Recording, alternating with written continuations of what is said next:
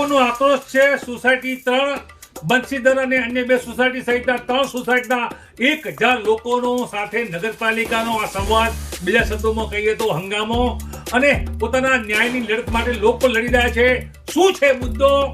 તો આ મુદ્દો એ પ્રકારનો છે કે નગરપાલિકા એરપોર્ટની નજીકની જેટલી પણ સોસાયટી છે, એટલે કે ઉપરવાસની જે સોસાયટી છે તેમાં જે પાણી છે ગટરનું, એ ગટરની પાઇપલાઇન બિછાવી અને આ સોસાયટીના વચમાંથી 3 સોસાયટીના વચમાંથી પાઇપલાઇન સ્મશાન ઘાટ ઇન્દિરાનગર સુધી લઈ જવાની એક કામગીરી કરી રહી છે. અહીંયા જીસીબી પણ દેખાઈ રહી છે, પણ પોલીસ પણ દેખાઈ રહી છે ને હંગામો કરતા લોકો પણ દેખાઈ રહ્યા છે.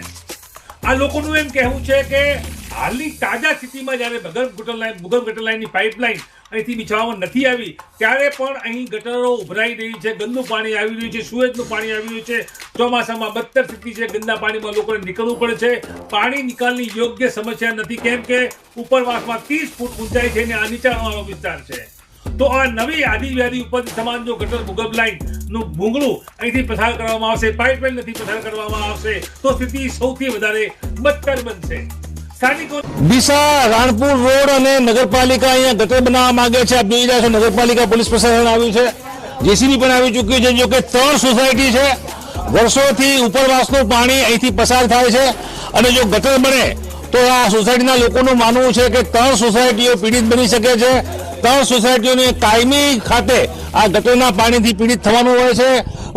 આ લોકો છે ધરણા કરી રહ્યા છે, પ્રદર્શનનો તેમનો હક છે, બંધારણીય અધિકાર છે. તમામ લોકો પોતાની વાત મૂકી શકે તે રીતે આ તમામ મહિલાઓ આ સોસાયટીના રહીશો છે પોતાનું પ્રદર્શન કરી રહ્યા છે.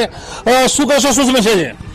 સમસ્યા એમ છે કે ઉપર આ નીચાણવાળી જગ્યા છે, ઉપર 400 મકાનો છે, શ્રીપતિના આગળના રોડને સાથે એમનું પાણી આ લાઈન નાની નાખેલી છે અને એક લાઈન તો ઓલરેડી ચાલે જ છે. રોડ ડીસાથી રાણપુર રોડ ચાલે છે. અમારું એમ કહેવું છે કે તમે એ લાઈનને મોટી કરીને એના અંદર એમનું પાણી નાખી દો.